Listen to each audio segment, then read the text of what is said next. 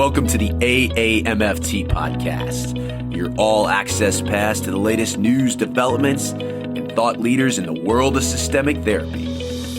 We strive to relate, educate, and innovate, one episode at a time. I'm your host, Dr. Eli Karam, and we're brought to you by the American Association for Marriage and Family Therapy. Our podcast explores topics that relationship-based therapists care about.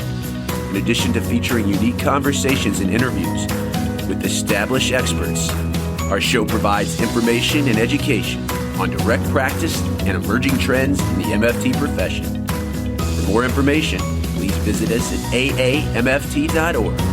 Thanks for listening and enjoy the show.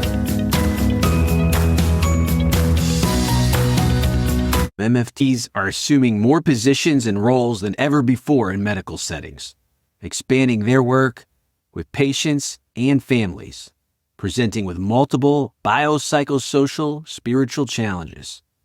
While MFT supervisor training has largely focused on competencies for therapists working in traditional systemic therapy settings, little has been done to develop and address the skills and knowledge needed for trainees working in healthcare contexts. I'm talking about places of family medicine, pediatrics, oncology, ERs, and hospice areas.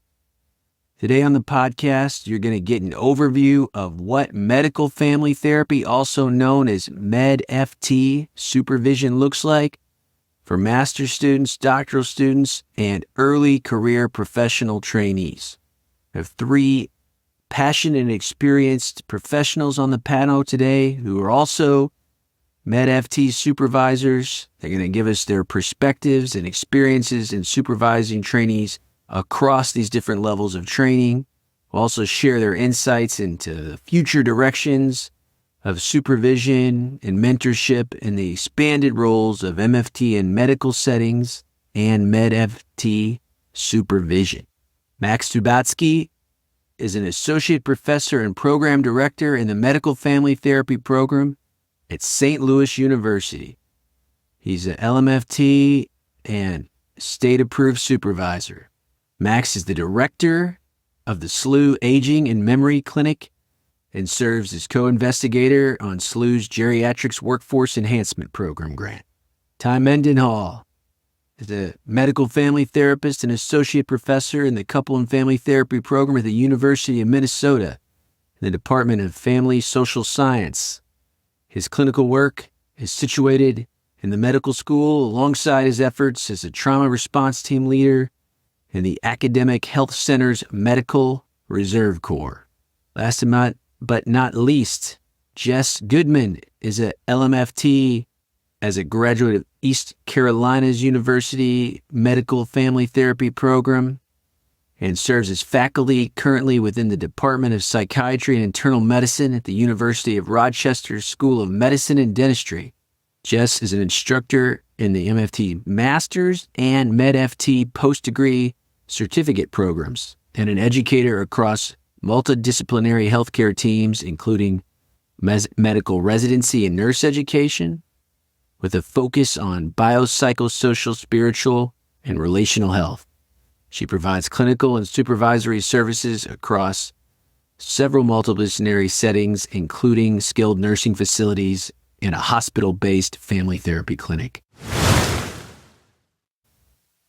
Eli, back with you on the AAMFT podcast. I am very fortunate to be joined by Max, Tai, and Jess today, and we are talking about medical family therapy. And we've done shows in the 6 seasons of the podcast before addressing elements of this. But unless you are trained at one of the esteemed places that our guests, our faculty members at today, usually many of our listeners have an interest of, hey, I want to do this work, or I'm in a setting now, but I did not get trained this way in my MFT program. So therefore, your supervision or your continuing education becomes very important. And it's a often requested topic of how do I thrive as a systemic therapist in the healthcare setting. So that's what we're going to talk about today, specifically the supervision component. But as always, you guys have listened to the program, we like to hear the origin story. So tell us how you got interested in medical family therapy and then your interest in training and supervision. I can go first. I'm laughing here as I talk because I was just in a meeting with a couple of patients yesterday where the old adage that oftentimes comes up is that if you want to make God laugh, tell God your plans. When I started in my master's program, I did envision mostly a private practice type of clinical career, which I think is the stereotype therapist, right? I mean, that you're in a nice office, usually in a well-to-do suburb, seeing people on the hour, every hour, and that's your job. And long story short, I started to feel that was a really isolated way, and the more complex cases that I was running up against during my graduate training were a lot more engaging to me. And by default, they involved a lot of other people. It wasn't just me as an isolated provider fixing, quote unquote, the folks that came to see me. It involved a lot of collaboration with a lot of other people representing a lot of other disciplines. And almost by default, those other disciplines overlapped into medical disciplines. And really, in a lot of regards, the rest is history, but into my doc program and identifying that as medical family therapy, I did a lot of work with classes that were outside of maybe that baseline MFT sphere. I took courses in psychopharmacology and biostats and public health and was clinically then situated in hospital. And the team designs of that type of care really resonated with the extrovert, I think, in me, and really resonated with the wisdom that not one discipline can do it all. And the evolution of my own work then as a scholar, as a clinician, and then certainly as a supervisor happened along the way. It was definitely a process. It wasn't an event, but I think it was a really engaging process that I have and continue to find forever challenging. Certainly, you never get bored. You never really feel like you're settled or know everything. And to me, that lights me up. That keeps me going. And certainly as I trainees that are very quickly out on the edge of their knowledge, I think that they would echo in their own words that type of sentiment. Thanks, Tai. How about your origin story, Max? Sure. Hey, again, thank you so much for having us. And I think for me, I fell into the fields, as we say, by accident, even starting in my master's program, where I was working at a children's outpatient setting, and a few of my colleagues in San Diego were working at a university medical center, and had a chance to shadow for a half a day, just looking at some of the patient populations and experiences that they were working with. And I thought, wow, this is really fascinating. And to step out of the outside traditional office role and get to see what live action is like, working with mental health, medical, population health issues that are taking place. So that for me, even at the master's level, was an eye-opening experience for me. And then I think when you get to the PhD level, you can practice what you preach and really put it into action. And that's where I got an opportunity to really start doing some intern training in primary care, a little bit on hospital rotations there too. And we always owe a lot to our mentors as far as not just supervisors, but those that really put us in uncomfortable positions in our internship and training areas in grad programs, because that's really what advances your knowledge and where you can really pay it forward as a supervisor. It is really getting that hands-on experience in settings you're not used to. It's a culmination of things. Yeah, I think like Tai and Max, it was a process. It wasn't a singular event. And like many things in life, I think it was a bit of a surprise to me that I found myself here. If you had told me 20 years ago that I'd be sitting here as a faculty member, medical family therapist, working primarily in inpatient medical settings, teaching, supervising, doing scholarship, I guess I would say, what is medical family therapy? And B, I would also just be completely surprised because actually I had a career as a federal health policy consultant prior to my journey into family therapy. And what really prompted me to make that switch is I was actually a member of a military family and now veteran family. And so I was moving constantly, and it was really difficult for me in terms of my own career and in terms of my relationships. And through a process of self-exploration and growth, came to this point of realizing, A, I'd like to be able to support others going through major life transitions. And I also, practically speaking, want a career that's portable. And I'm going to keep moving. So I'd like to be able to do something that I can take with me. And I landed on family therapy after a lot of research. I couldn't have known at that time how right a choice that was for me, because I didn't understand at that point the difference between systemic therapy and other types of therapies, mental health professions. But that worldview was such a great fit for me, just in terms of navigating all the complexity of my own life and then understanding the lives of others and how to support them. And I got my start in my MFT program with a clinical practicum site in doing in-home family therapy with families in crisis in the Boston area. And so that was a really intense clinical setting, and it was highly collaborative because in our role as family therapists, we were the hub for the spokes of the wheel, if you will, for the wraparound care model that existed for those families. And so I was thrust into collaboration in a sense well before I became a medical family therapist, which I think serves me so well, because in medical family therapy, there's such an essential role as that systems therapist, that systems collaborator. But I will say that the experience that led me to medical family therapy was right after I graduated, I started working as a first responder to mental health emergencies in Boston. And one of the places that I was assigned or stationed was at an emergency department in Boston. And I started to observe the differences in terms of the decision-making and the outcomes and the patient satisfaction related to how the healthcare team worked together. Were we remaining in our silos and really coming at the patient's presenting concerns from our own specific lenses without trying to blend and overlap those to understand the whole person? Or were we collaborating, talking, and trying to understand this person as a whole person and make care plans that reflected that? And so there were really differences just between just different team members in terms of what they were open to and their skill level, but it really had an impact on patients. And so then fortuitously that year, AAMFT magazine had published its big medical family therapy issue, which I think Max and Tai are both actually, and it was like the light bulb just went off, everything clicked, it all made sense.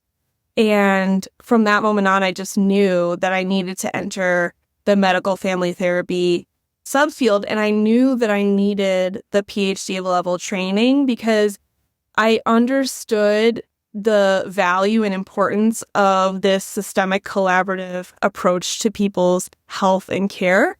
But I didn't have the skill sets that you were mentioning at the beginning when you introduced this episode. And so that's when I pursued my PhD in medical family therapy at East Carolina University. I suppose the rest is history, as they say. I love hearing all of your unique stories to get here. So the majority of our listeners will be either therapists in training or frontline clinicians, and you all have a commonality all in training and supervision, which we'll talk about today. But I guess to get us oriented into that, because vast majority of MFT programs are this broad-based systemic training, but not really focused on a medical setting. But as you've all said, it fits so naturally applying systems thinking to a healthcare setting. And then when there is an illness, it just doesn't affect the identified patient and ripples to other family members. So what we do as relational healers, as systemic therapists, fits nicely in a medical setting. But How, if somebody wants to break into this, but they have not come from a training program that has an emphasis in medical family therapy, so what guidance do you tell people that are systemically trained but want to work in a healthcare setting? I'm not sure that there's a universal, like, step-by-step, but and I'll just jump in. I'd be interested to see what Max and Jess think here as well. But I always liken some of this stuff to reading a book about how to ride a bicycle. It's helpful. It certainly can orient you to where the pedals are, how the brakes work, and et cetera. But ultimately, you do need to get on the bicycle and, frankly, fall off a few times as you're getting the hang of it. And so I think that there's an element of both. Baseline, okay, you're envisioning medical family therapy as a track. You're envisioning a hospital work or some type of medical environment as where you want to land. So learn about it. Be an anthropologist to some of these systems that you're learning about the differences, for example, between primary care, secondary care, tertiary care. What do they look like? How are they oriented? About different worlds that are coexisting in medicine. The clinical world, of course, that we're all very familiar with because that's our baseline, but also the financial worlds or the operational worlds. Learning about medical cultures that you can walk into a hospital and know without even talking to people. Okay, who's got the short white coats? Who's got the long white coats? Who's wearing the light blue or the light green scrubs? Who's wearing scrubs of any other color? How do these different systems fit together? Where and what is the role of pharmacology or psychopharmacology? Hey, how can I learn some baseline medical terminology, et cetera? All of that can be textbook, and then you need to get on the bike. And I think that, and Max had mentioned, and Jess, I'm sure, will echo different gatekeepers, different mentors that help to get into these environments. We had supervisors too back in the day. And in my own experience, it was a combination of primary care and emergency types of situations that overlapped different types of care. And it was terrifying in some regards to have some textbook knowledge, but really not know how to ride the bike yet. But that's how you learn. And I think that process itself is iterative as well, because the more you learn, the more you realize you don't know, and you go learn it, and then you get back into it. And I think that as a supervisor, we do a combination of things that our own supervisors did in terms of teaching, leading, but then also pushing us out there and certainly being available, but having us do a lot of our own learning in the moment and along the way. Yeah, I agree, Ty, with a lot of what you said. And when you talked about the settings, it always makes me think, too, with new supervisors around the imposter syndrome as a supervisor getting into healthcare. And I think we all go through this of, wow, this is a really intimidating setting or even just field in general. And how am I going to navigate as a supervisor, let alone a therapist? But I think when you have a family systems lens, you can carry that into so many different settings and aspects of your work. And I think having conversations with many new supervisors or those that are in training, just getting involved not only with the trainings itself and soaking in the experiences, but get an opportunity to review some of the video or audio cases of MedFT sessions that are happening in different settings. And just like we start those training steps to become a supervisor in training, the same thing as well as we orient into the MedFT culture. I remember, again, when I was starting off, I sometimes had to learn how to consult with a new supervisee handling crisis intervention situations in 10 or 15-minute appointments. And that's going to look a lot different than your traditional 60-minute nicely lit office where you have all the time to work with the family, have your goals, send them out the door. So I think orienting not only to the skills, but I think the environment, and which I'm sure we'll talk about as we go along, all the different roles and possibilities, which are great. But I think that's a lot where the orientation new supervisors comes into play. It can be exciting, but at the same time too, where it's a stepwise approach. It's not that you just learn everything up front, and we're always evolving in our learning with that.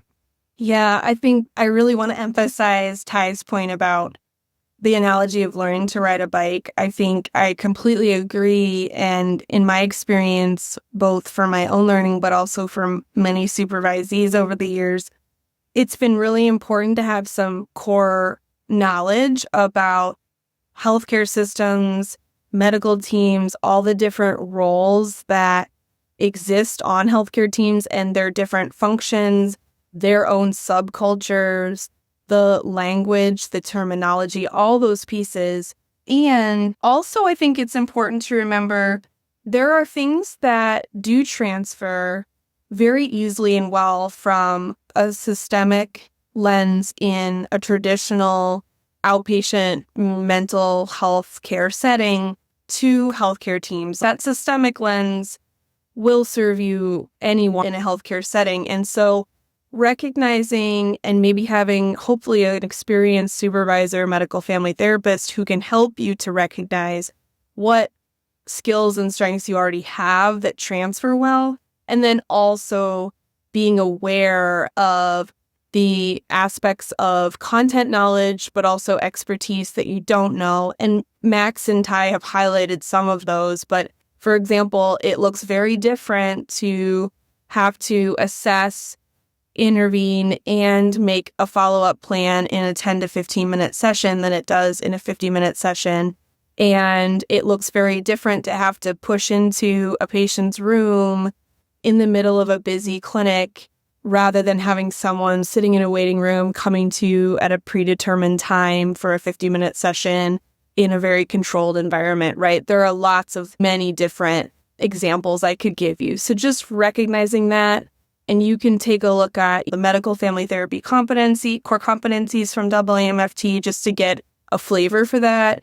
I also think it's really helpful to look at Hodson and colleagues' healthcare continuum to understand roles and responsibilities, either as a clinician or a supervisor, around what it looks like at different levels of integration. Because again, primary care and then maybe an inpatient medical hospital setting that's all going to look a little bit different. Yes, you all have alluded to a lot of things that we'll be mentioning during the rest of our dialogue today. I always say that many times, even if something is in our scope of practice, so clearly for MFTs to work in medical settings is in our scope of practice, not necessarily in our scope of competence. If have not graduated from an accredited program that has a MedMFT focused, or I haven't had a practicum experience in something like that, I can still get the job. And as we've said, we can apply many of our systemic skills in those settings, and you have to learn the system before you change the system, so to speak. Everybody knows that what separates MFT from the other major mental health professions is the way we do supervision and our prioritizing of raw data, or watching the work being done either behind a mirror or a video of a session. To emphasize to our listeners today that are interested in this is how medical family therapy supervision, as you're learning about this way of working, how it is both similar to what you may be used to in a traditional MFT training setting and how it's different.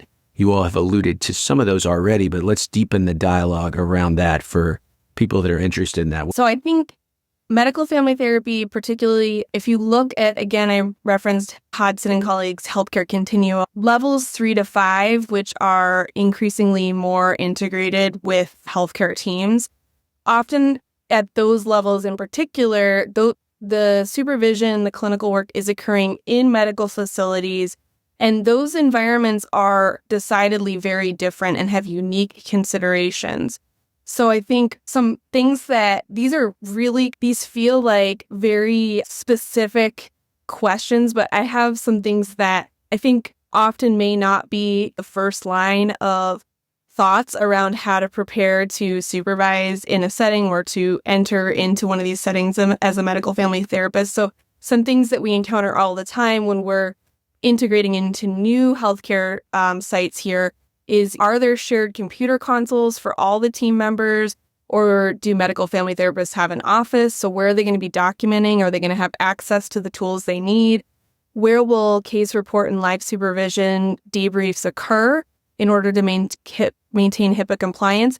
Some sites aren't going to have an office, right, where all of the supervision is going to occur. So what is the secure site in which that can happen? What documentation and billing policies exist? And are these appropriate for medical family therapists too, or do we need to look at expanding the documentation or exploring different billing policies for medical family therapists in these medical settings?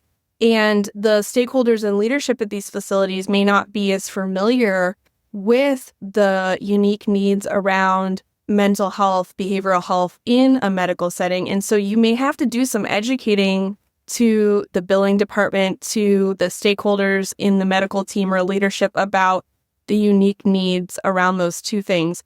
Are you using the same documentation templates as the medical team, or do you have your own that need to be created?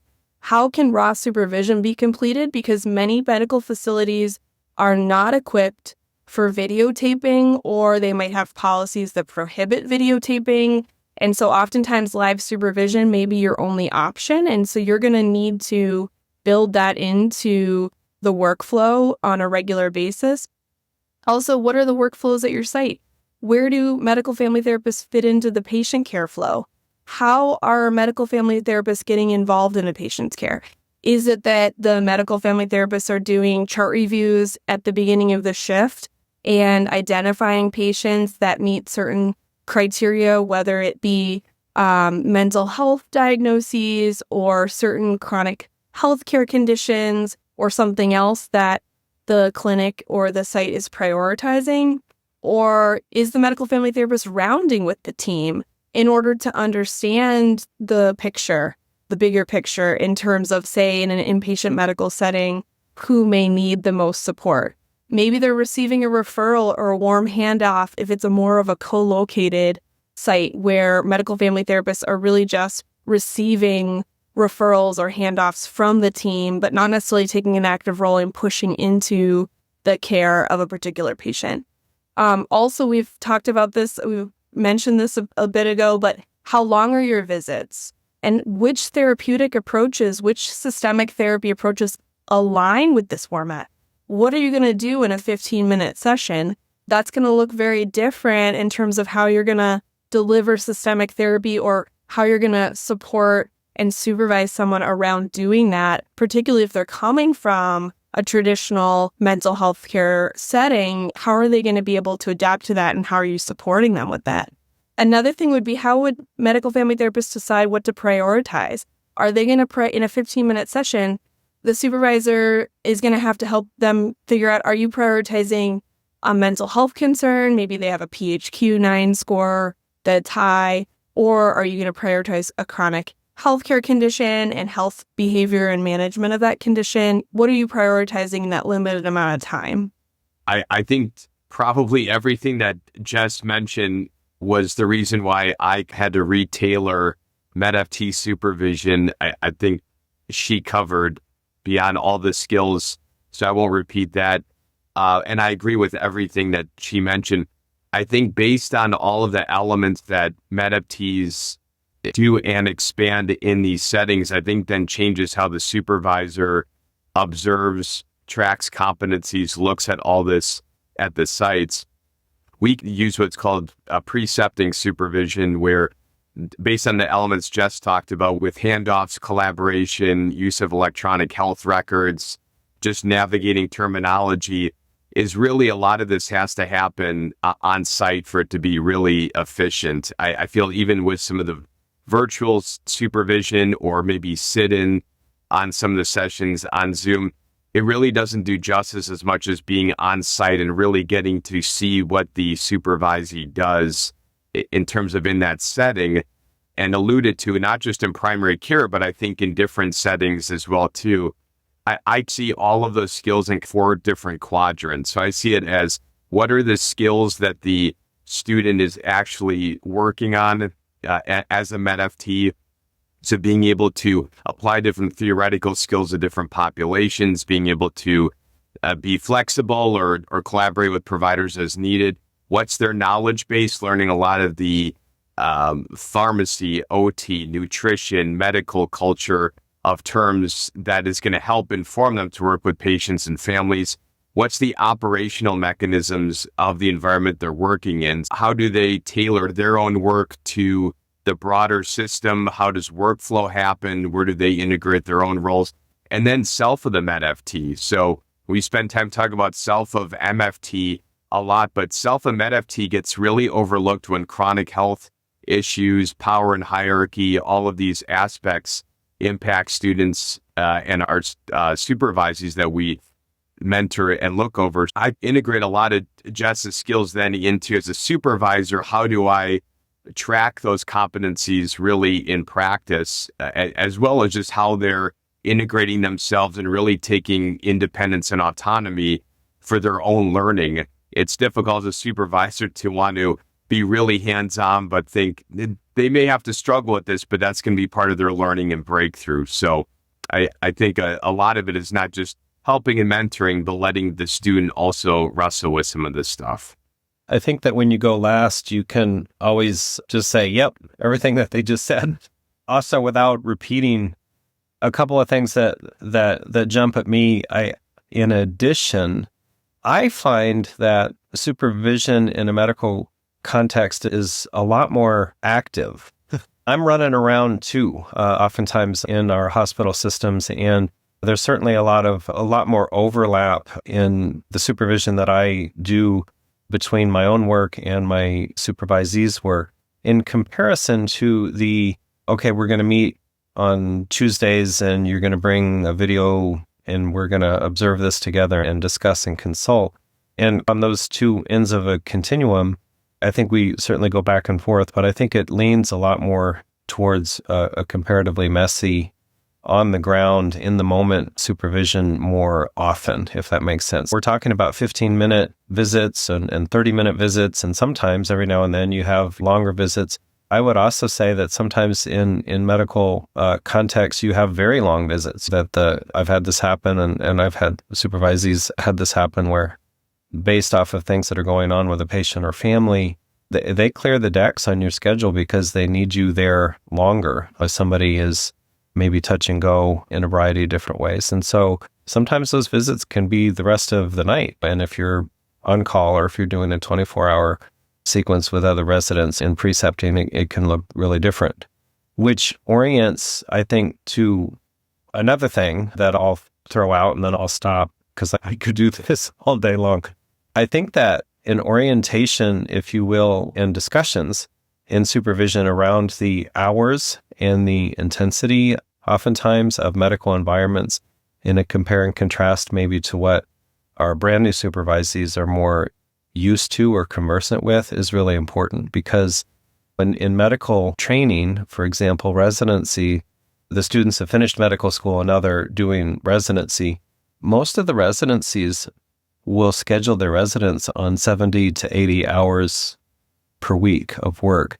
And an average half day, for example, the resident will see, engage with, chart, take notes on 20 or more, maybe patients or families, whereas that just does not compute in a baseline clinical lens where people will see 5 or 6 patients and families in a whole day, and then they're tired, and then they want to go home, and then they want to do self-care. And if they present that way to medical colleagues, sometimes medical colleagues they'll find that off-putting because it's just a really different view of what a lot of hours is. And I'm not saying that 80 hours a week is healthy. I'm just saying that the sun rises in the east, and that's what we schedule our residents for. And so understanding, and part of how you navigate a very intense shift, for example, that doesn't necessarily have the black and white clarity of you will be done at such and such a time even, is also part of supervision. Sometimes the self of the medical family therapist is a very different discussion in terms of compassion, fatigue, and burnout because of the nature of the hours, but then also, like I had said, the intensity of some of what we see. I don't think it's common for private practice folks to lose patients through death or dying, for example, super often, and maybe not in some other arenas of medicine, but there's other places in medicine where that is a very common reality. So you overlap some of the grief and loss, the ambiguity, and the hours, And any conversation that you have around self-care or supervision can be different because of that.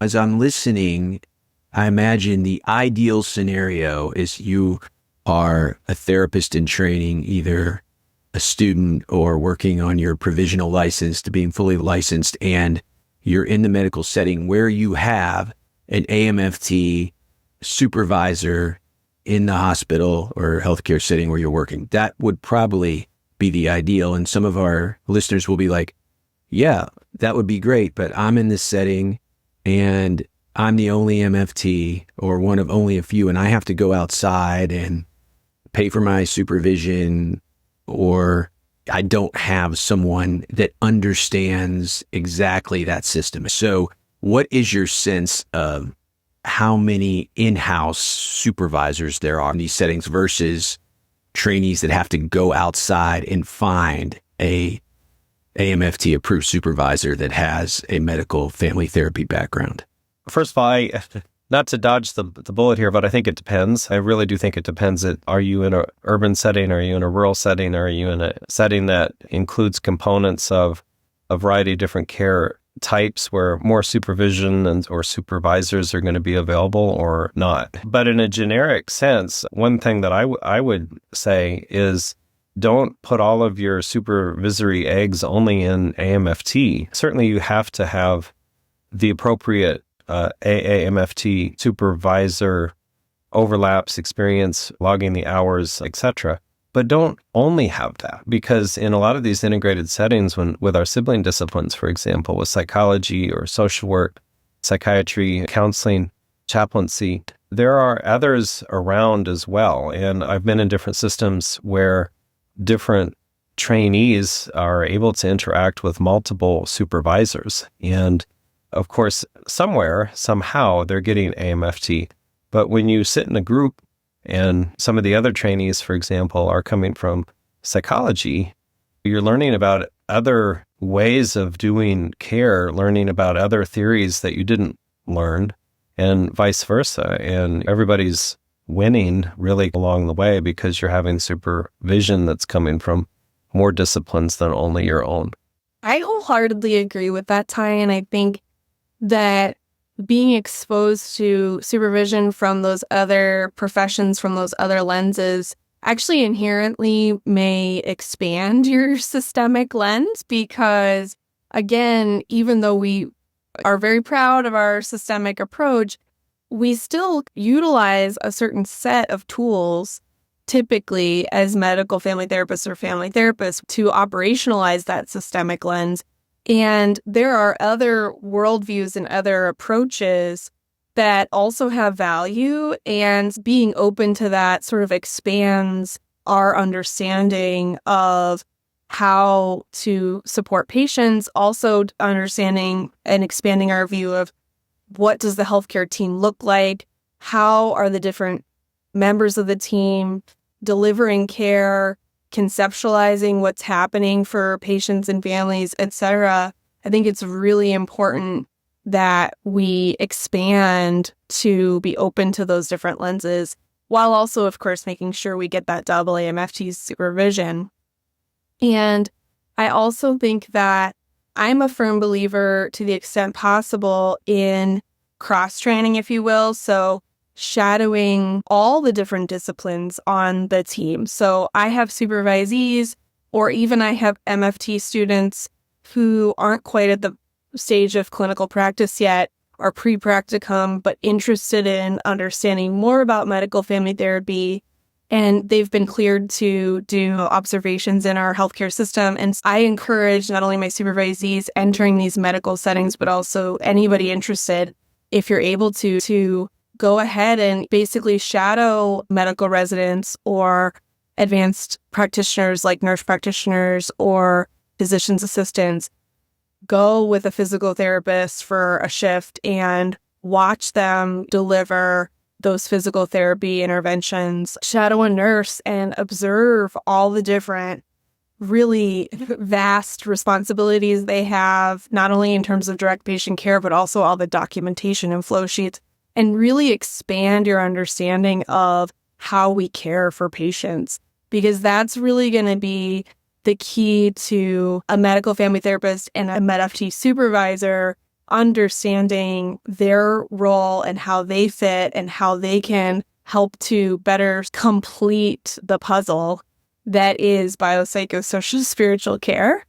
This is actually a very timely question, Eli, because we're onboarding students in internal medicine and pediatrics here at SLU. And so we need to get buy-in from the providers and the team as far as what the role of the MedFT is going to be, but also that they can be point people on site. And this does come up quite a bit where I think you have to identify a champion at the site, and it doesn't have to be an MFT. And most of the time, it's actually not. It's usually a primary care doctor, a specialist, even a nurse practitioner who is in the communication with the MFT and even the program around what they're observing, what strengths, what improvements the student is having at that site, so that you're really creating a village of supervision, but I think the growth areas that the student can have. So I think that's been really helpful.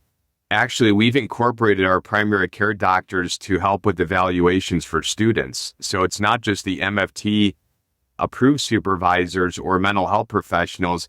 We're getting a perspective from the doctor as far as what skills they see from the student, what aspects that they can still work on, which has been really neat to see.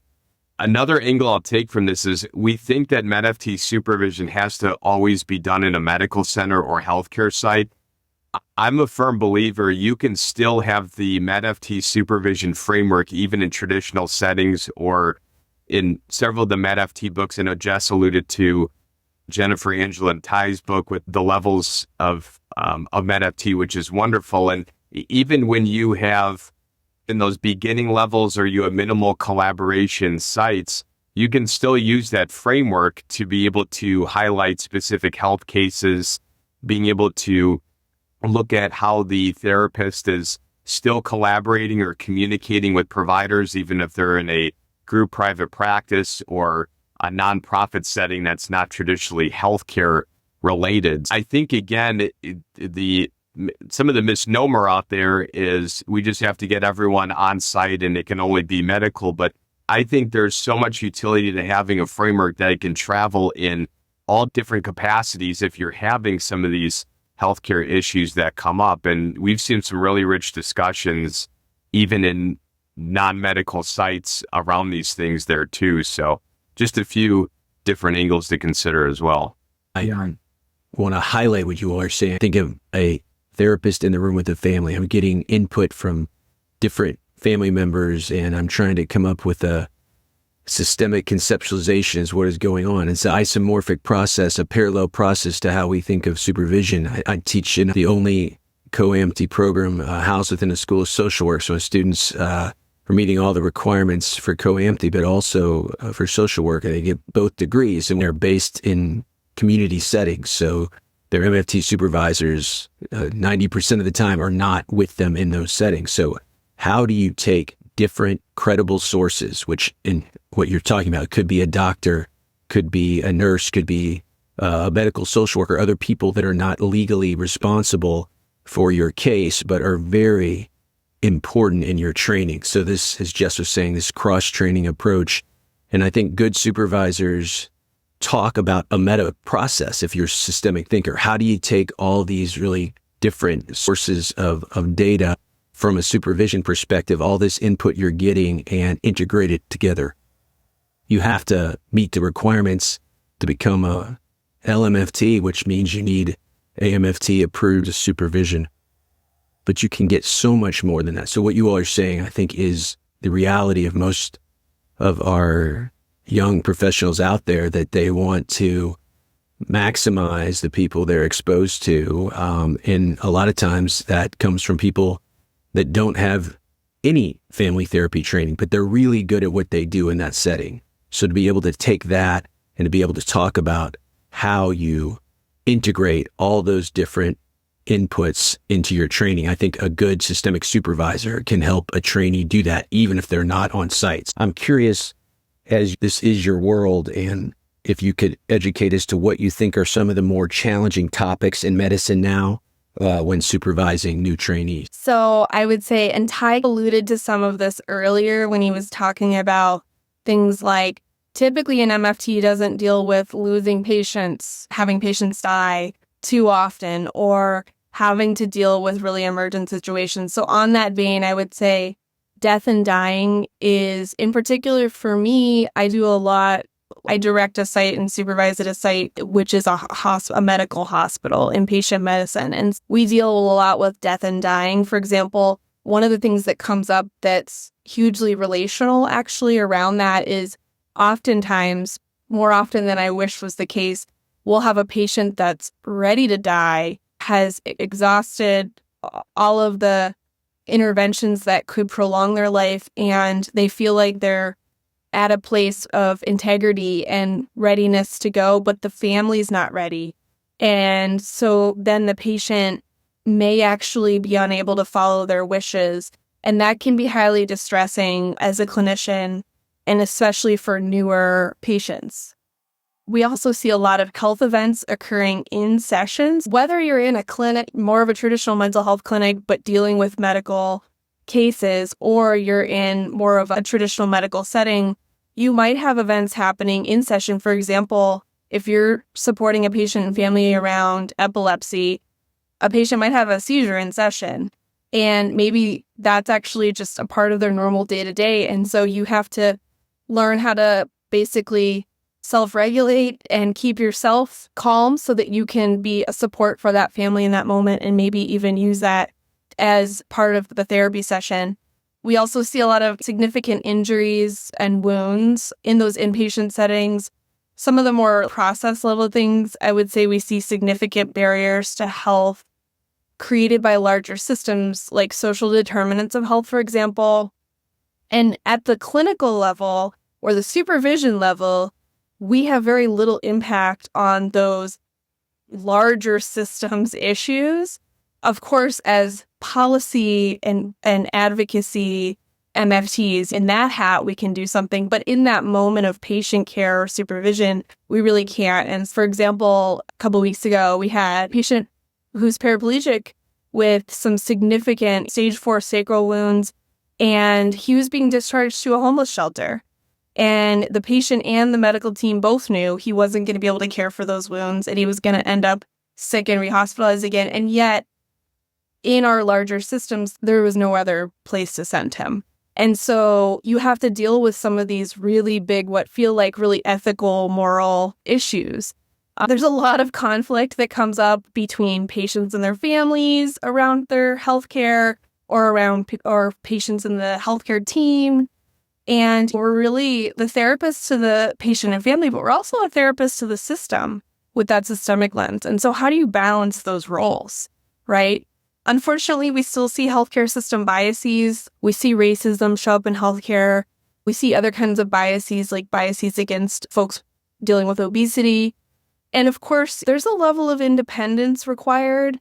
And I think we were also alluding to that earlier, but as a medical family therapist, whether you're new or you're experienced, you're going to be required to operate in a very dynamic, fast-moving, large system.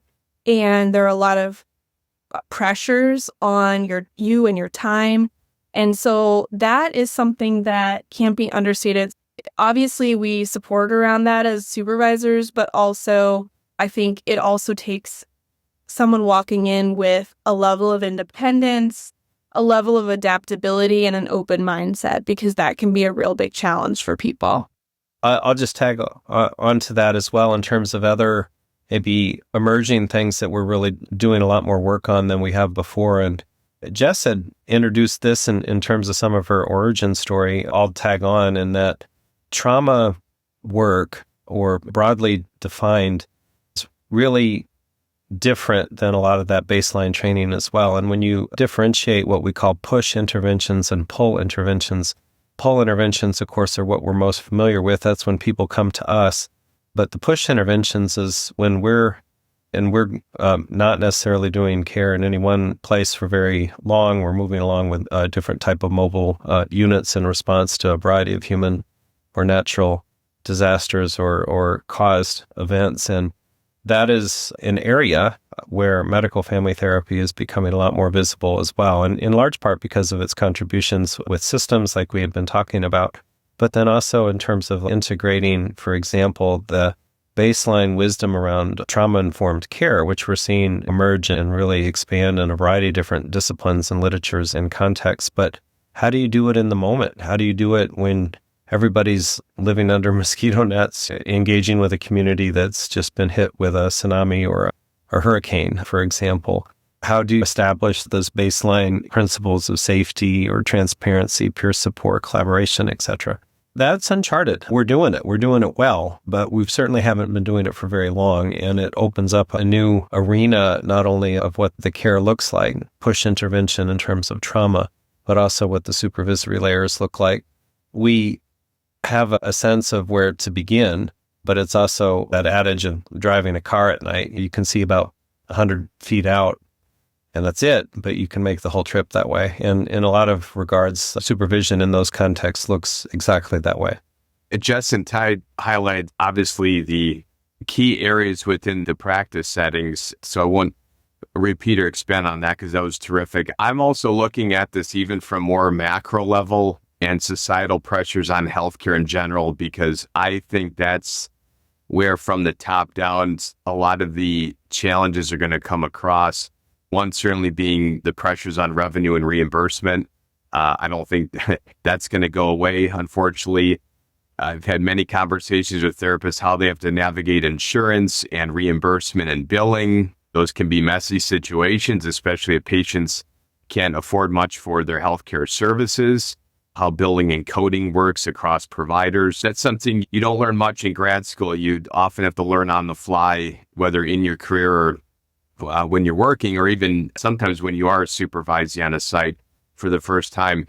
There's also a term called moral injury that's really gaining momentum, where the moral injury of taking part in decisions that really goes against our moral beliefs and just general ethical decision-making. And it's really more of a traumatic response around a helplessness sometimes of what providers or teams can't do. And I think it goes beyond just the burnout talk that we mention in medicine in general, where what can we do where we can reinforce the greater good, not just for patients, but what the team is doing. But oftentimes when you're working with providers who are so burned out, or even they're going through these micro injuries, it's very difficult to keep that momentum going as a team, being able to share that collaboration moving forward, not just working with patients. How do you really develop and scale your work settings? So I think a lot of the larger systemic pressures, it's not an easy time. I think that's also an opportunity for therapists, mentioning the supervisees and new therapists in the field, that you can work on helping not only patients, but the providers on your team. Because the system's not just what presents yourself in the office, but also in your full work surroundings and even in your community. So I think while there's challenges, there's those pockets of opportunities that MedFTs can have as well too. But I think it's just the expectation wise of working around them more than anything. And I think people do well in the long run knowing that.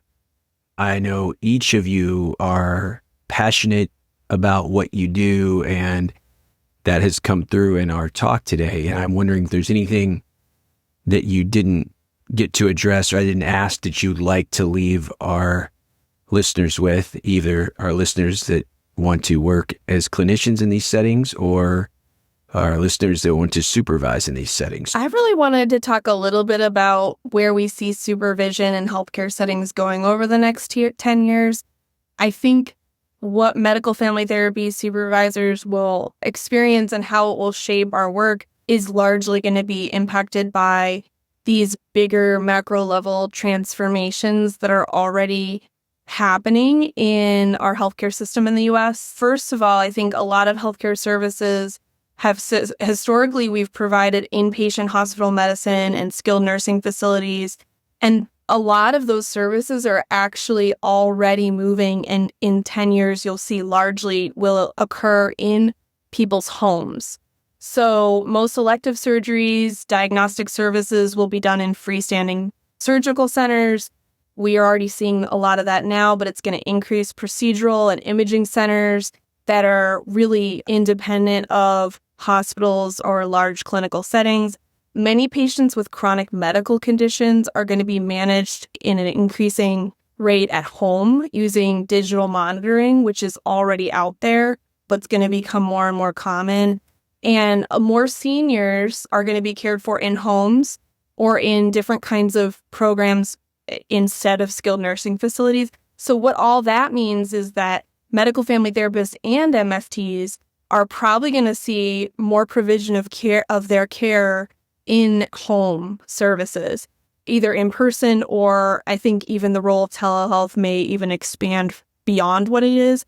And I think from a supervision standpoint for medical family therapists, with providing more care in home and telehealth, it's going to require additional skills for us in terms of how do you skillfully collaborate remotely with medical teams. Also, there's going to be a lot of ethical considerations that are going to come up around things like how do you address neglect if you're seeing it in the home or safety concerns in the home. There's going to be a lot that's going to come up around this. And so I think we're going to have to expand the conversation about from an ethical lens and also from a collaboration lens in particular about how we do those things effectively. And the second trend I just wanted to highlight is that we're already seeing a lot of healthcare systems merge in our country. And so there's some estimates that in the next 10 years, basically the largest 10 health systems are going to represent 25% of the total U.S. acute care market. And rural and smaller hospitals are being purchased by larger academic and regional medical centers.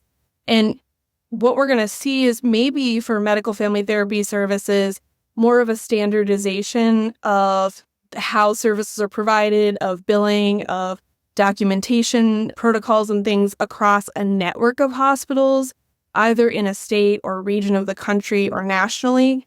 So this is really going to require our MedFT supervisors in these settings to take on increasing amounts of leadership because they're going to have to work collaboratively across not just healthcare teams, but large hospital enterprises, the leadership and the stakeholders for those enterprises. And we're going to have to take on more leadership roles. And so I think the systemic lens and the approaches we already have towards collaboration will serve us well with that, but we definitely need to be prepared for it. I'll jump in with one to make it even more complicated. I'd be interested if Jess and Max have experienced this as much as I have. I think that there's an unspoken part of our job description that is to be a resource of support and care for the physicians in our systems when they are struggling. And it's almost paired with a presumption that the mental health providers, who are outnumbered, there's a lot more physical health providers than mental health providers in healthcare. It's almost paired with a presumption that we never struggle, that we're a consistent rock of support for whatever is going on with our medical colleagues.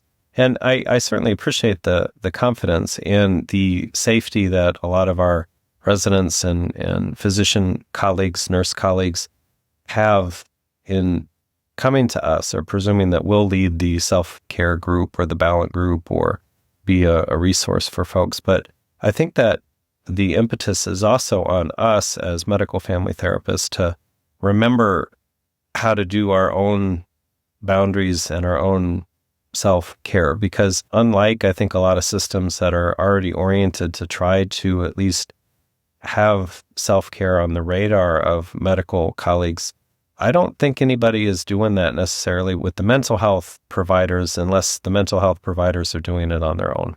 Just walk the walk with self-care, but then also understand that maybe some of the boundaries on you're my colleague, I'm not your therapist, but in what ways can I support you and do that balancing act? That's something that comes up quite a bit, but oftentimes doesn't get talked about as much. Yeah, I think the expansion of roles for MedFTs not only need to happen, I think we're starting to see that because it's so essential. As Tai just alluded to, it's not just a clinical role you have, but we do a really good job in residency programs, helping residents and just helping with teams when faculty are on there. And I think we have to do the same thing just in the larger scope of the healthcare system. How do we help providers when there's challenging cases, when there's burnout taking place in the team? I think we have a lot of utility in our roles, which is exciting and a really neat opportunity for us. I also just think as step one, we have to continue to educate people outside of, I guess, the MFT mental health bubble. We all know this world, but are we talking with the insurance companies, the healthcare administrators, the grant funders about what we do, what outcomes we can provide, and really our value that we add to the healthcare system at large? So if you're ever having conversations out there at your organizations or companies, or just even in social events or conferences, continue to spread the word about it, because I think as more people are aware of it, I think that's going to gain traction. We just sometimes already estimate that the whole world knows what medical family therapy is, and that's not the case. And you can find more information listservs, by the way. I'll put in a plug for the AAMFT Family Therapists and Healthcare TIN. If you're interested in a lot of this information about supervision, about the roles in healthcare, it's a wonderful part of AAMFT. And we do talk about supervision quite a bit and some tips in there too. But I think really spreading the word out there, because if we're not appearing out there, we're disappearing. So education and communicating is really step one. You were reading my mind as I was going to mention our topical interest network, Family Therapists in Healthcare. Obviously, you don't have to be a member of AAMFT to benefit from the information that the three of you shared today. But if you are a member, it does have its privileges. So if you join the Family Therapists in Healthcare network, real quickly, guys, what do you get out of belonging to that interest network? I think one of the things that I've appreciated most about it is that there's a reciprocal nature to it. So it's not just about getting the information you need or informing yourself or staying up to date. It's also that actually, if you're an active member, you're able to contribute to the growth, expansion, and continuous improvement of the field. And in terms of things like policy, in terms of things like different conference trainings and educations, we all have opportunities through that network. Because we're all like-minded, we strike up collaborations, so it could lead to different scholarly efforts that you might not have necessarily wanted or been able to take on by yourself, but now you may have a colleague or two that you can pursue those opportunities with.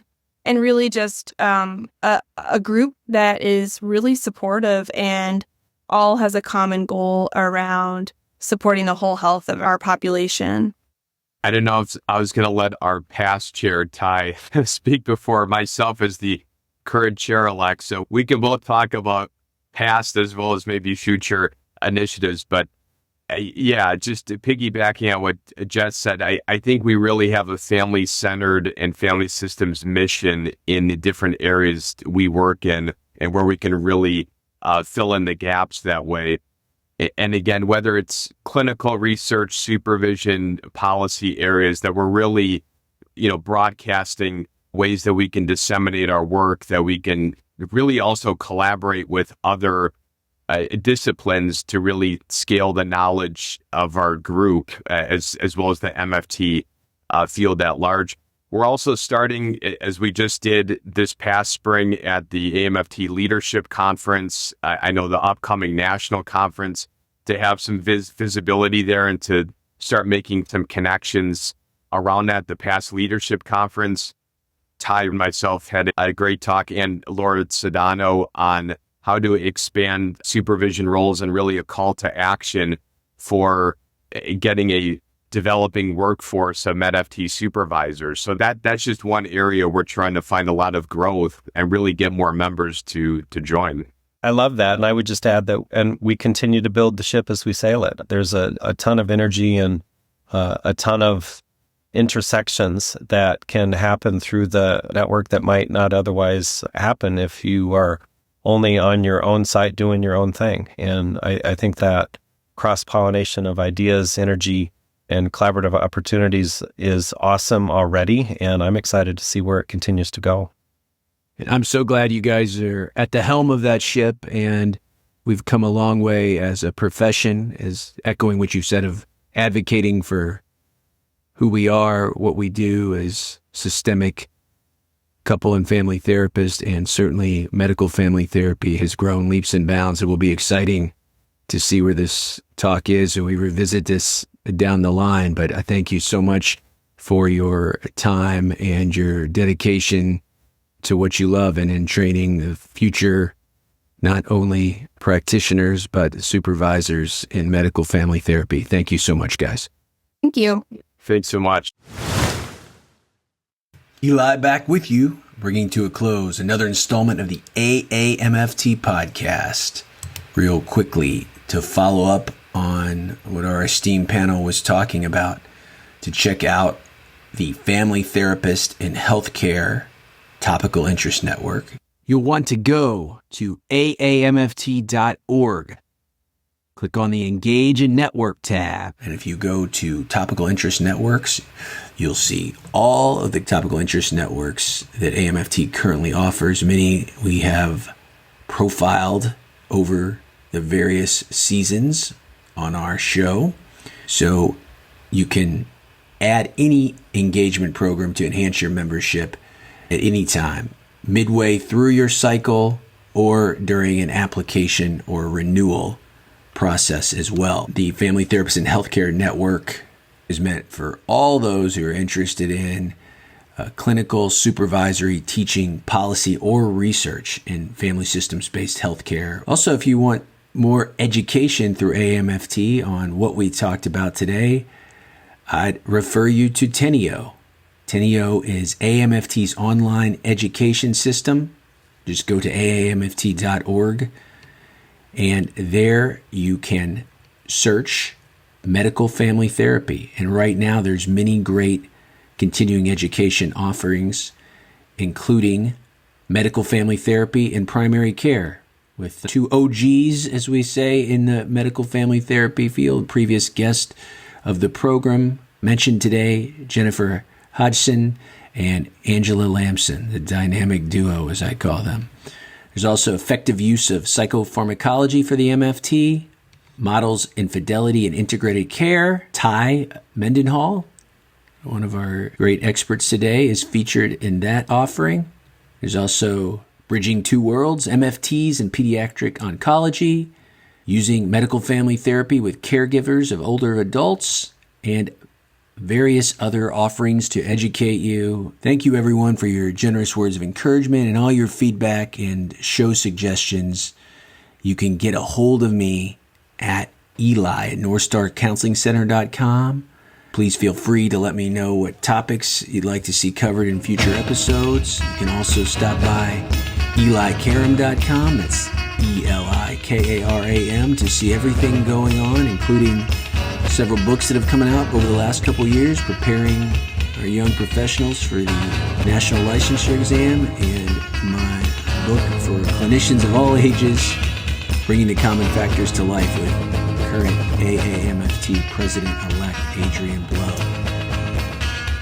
Want to stay up to date with the latest in MFT news, events, and clinical content? In addition to listening to podcasts, be sure to follow us at the AAMFT. We're on Instagram, X, formerly known as Twitter, Facebook, and LinkedIn. Until next time, my friends, stay safe, stay systemic.